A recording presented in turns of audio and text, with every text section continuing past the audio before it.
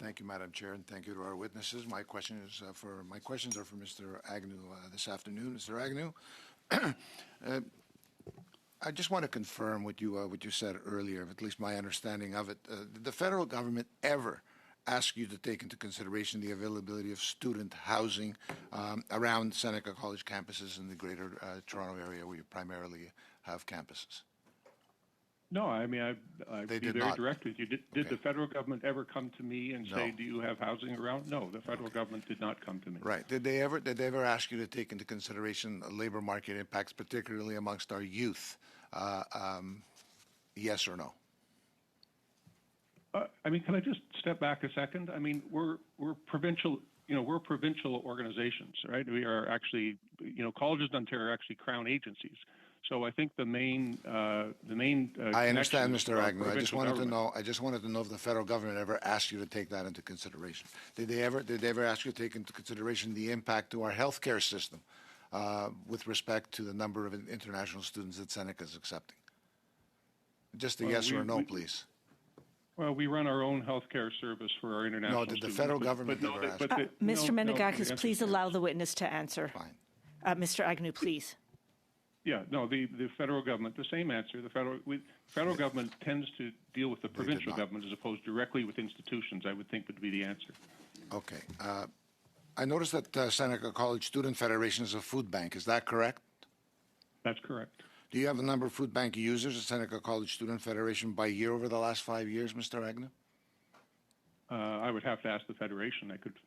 I certainly will and will provide you with that information. Thank you. If you could undertake to do that, would be greatly appreciated. Your website also notes that students must register to pick up food. Would it be possible to provide us with a number of international student visits to the food bank by year over the last 5 years?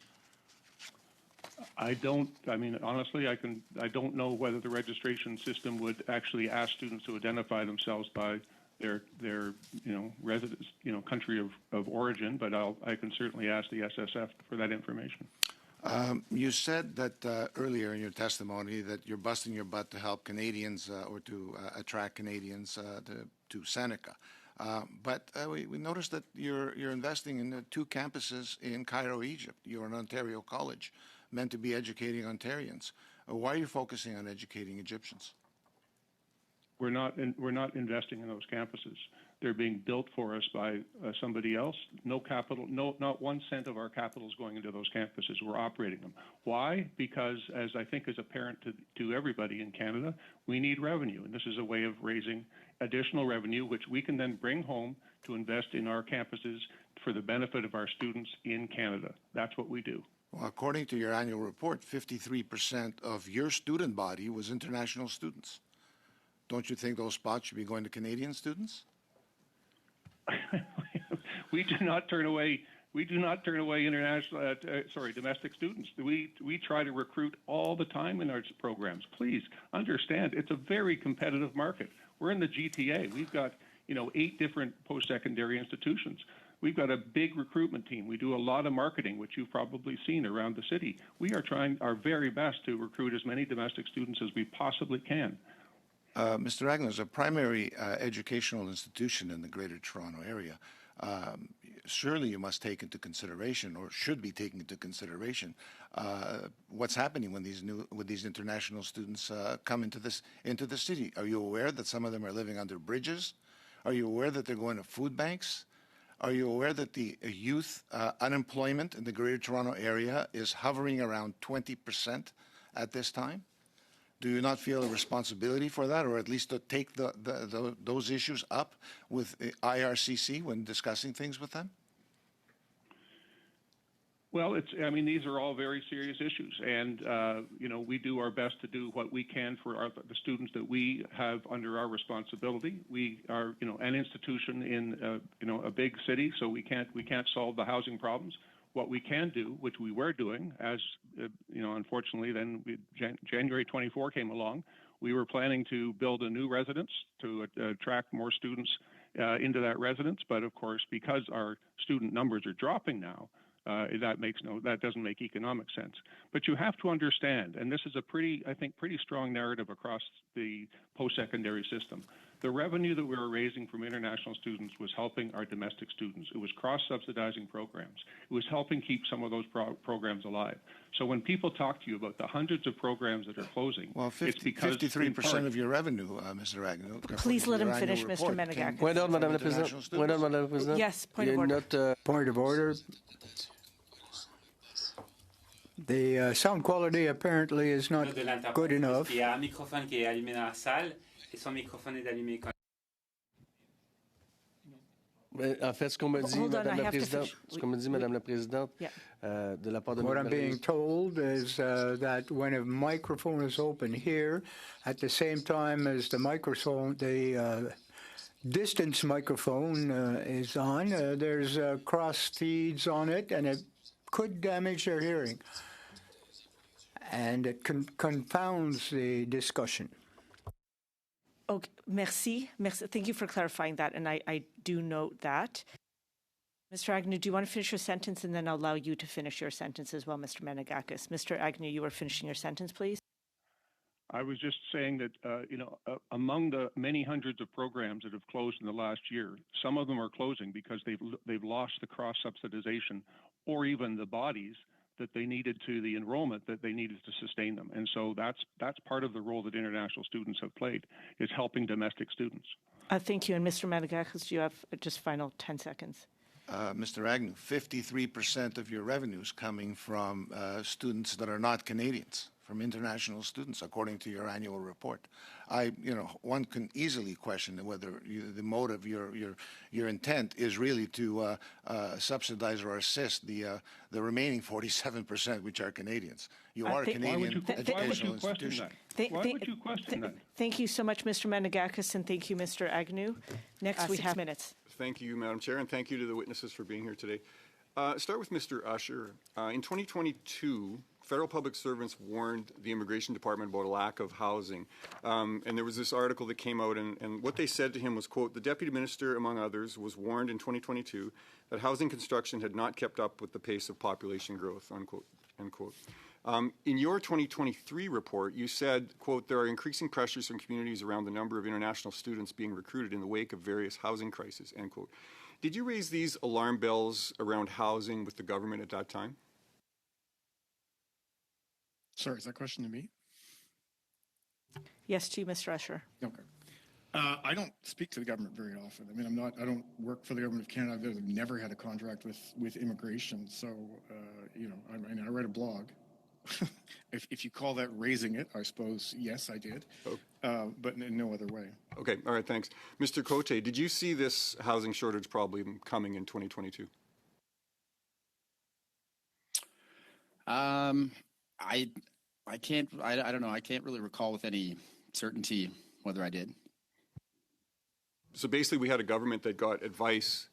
People could see this coming, but yet they chose to do nothing. When in 22-23, when the student population was beginning to explode, did you see any evidence that the government was talking with colleges about concerns over housing capacity? Is that one for me? Yes, Mr. Cote, it's for you. I mean, so to directly answer, I did not see any evidence. I feel like, honestly, the way this unfolded was, coming out of the pandemic, you had basically 30% growth year over year, I think, for two straight years. And there was this moment, I think in later 23, when it was announced that the number of international students had topped 1 million. And I think, frankly, jaws dropped. I think, honestly, there was just a bit of a lack of oversight, the growth of the system. Yeah, okay. And so I'm not sure if it was straight on the housing issue, but I think that, the housing was, then became an issue as we saw the pressure. Thank you, Mr. Cote. I think you're right in that jaws dropped, and I think it was quite shocking that the government had no clue what was going on there. I'll go to Ms. Bezo. Your 2023 annual report did not mention anything about housing shortages. Did any of your member institutions raise the housing shortage issue with you? We were certainly, as we were seeing the growth that Mr. Cote spoke about coming out of the pandemic, substantive growth year over year, we were certainly seeing some pressure start to build in certain communities.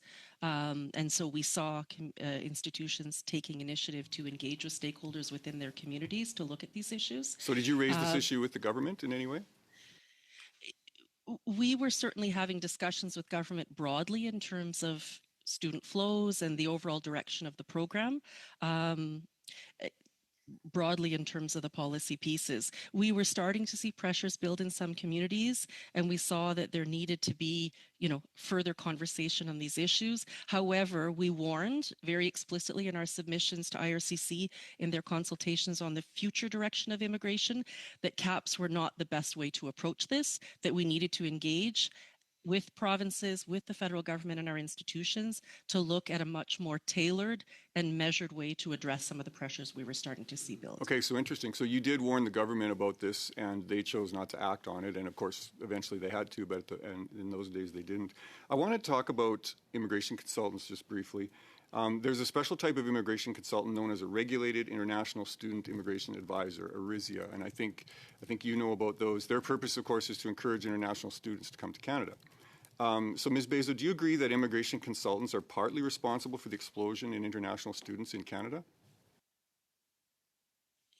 The role of the regulated international student immigration advisors isn't to promote Canada. Their role is to provide explicit immigration advice on a broad range of immigration matters related to students. That could be study permit related issues, that could be postgraduate work permit related issues. RISIAs are not involved in the promotion of opportunities in Canada. They are there to support students specifically as it relates to immigration advising within the framework of our Immigration, Refugee and Protection Act. And practically how that looks at a college is that their job is to try to get as many people into the college as possible. Is that not true?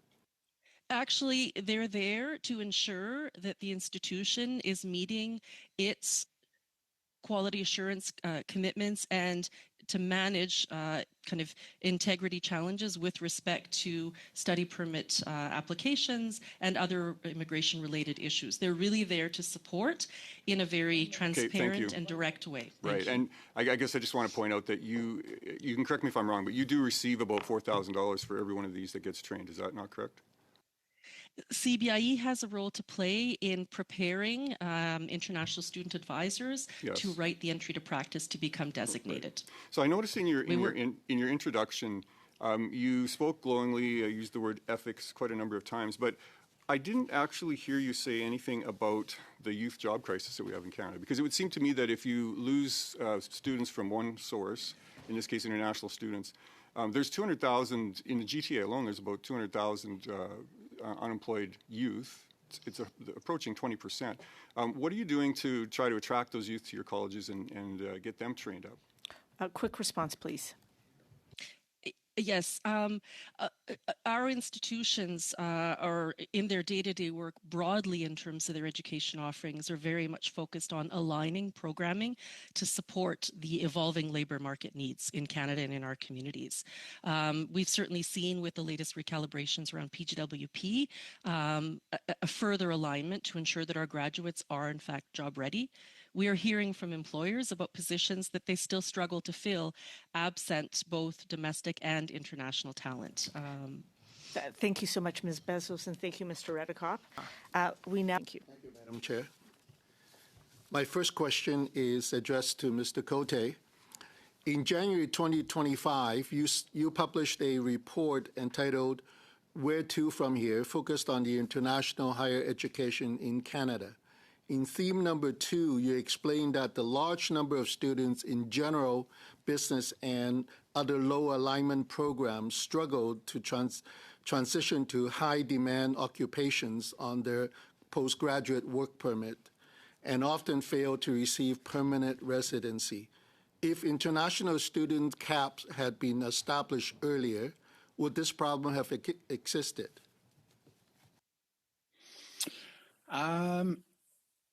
It might have existed to some extent, but I think the challenge was you had a huge increase in the number of students, and the largest share of that increase was in college programs, for example, and a huge proportion of those college programs were enrolling students in these kind of general business sort of certificate programs or other types of credentials. And there was just a very low likelihood they would have labor market success after. And so I certainly think it became a numbers game. I think also, part of the challenge on the recruitment side was, this promise was made to many of these students that this will put you on an immigration track in Canada, when the simple fact was there are not enough permanent residency slots to accommodate this huge volume of students we were letting into the country. And so I think many felt as though we kind of sold them it was a bit of a raw deal, right? We kind of led them astray. Thank you. And as you mentioned, there were a large number of student permits that were issued. Were you or other organizations required to report on the enrollment status and ongoing enrollment and work permit that they are able to gainfully be employed? So, I mean, we were not. We're a center within a university that will have a division that will focus on international education. But a lot of that data would be, and Alex is typically the data expert, but a lot of that would be reported on to IRCC, and a lot of that data was made public, and it was the analysis of that data that started to point to some of those trends like that. Thank you. And my following question is for Mr. Usher. You published, again, also in 2025, on the state of post-secondary education in Canada. In it, you mentioned that for both universities and colleges, business study are the largest single category of enrollments due to mainly to this being the field of choice for the international students. A few pages later, you write that at the college level, nearly 50% of all students are enrolled in business programs. Besides this statement is a chart where I see in the 2022 and 2023 academic year, there were over 90,000 international students enrolled in college business programs and close to 60,000 university business programs. In your opinion, would these numbers have been the same if the international student caps have been established earlier?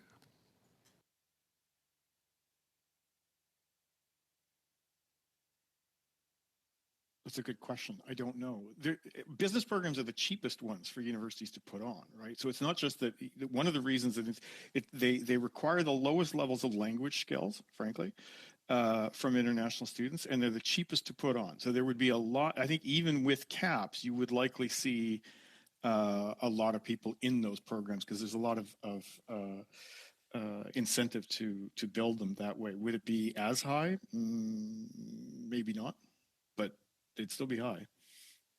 So would it be fair to say that these numbers, as far as you know, were uncontrolled and there were no caps, and then they were just free-flowing as the applications come through?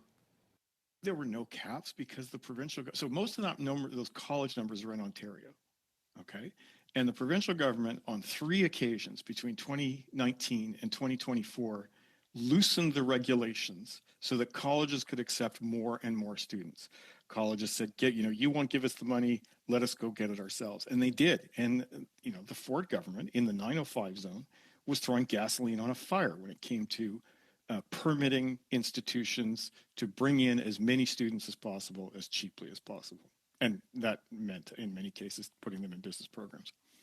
And in that scenario, were there considerations made to, 1, housing issues, 2, in terms of employment, and as well as the impact to local use in the areas? 25 seconds, please. You'd have to ask the Ford government, but to my knowledge, no. So what I gather is, due to these no-cap situations, institutions were allowed to admit as many as they come through without due considerations for housing, for the health care, and other aspects of having these student Thank you, bodies Mr. here. Ma. Thank you. Thank you. Next, we have 5 minutes for Mr. Zuberi. Thank you, Madam Chair, and thank you to witnesses for being here today. I'd like to start off with I believe it was Mr. Usher, who was speaking in your last point. You were speaking about cooperative federalism and that there's a siloed approach. While you complete that thought, I'd just also like you to opine or share with us your thoughts on the IRCC review that did happen around the International Students Program in 2022-2023 in consultation with provinces and territories and stakeholders. So as you answer that, complete that part of your testimony, if you can just consider what I mentioned in terms of that review, which found at the end that there were unsustainable numbers and that was undermining the program's integrity. I'll be honest, I don't remember that review. I mean, there's been so much going on, and everybody has some. I don't really know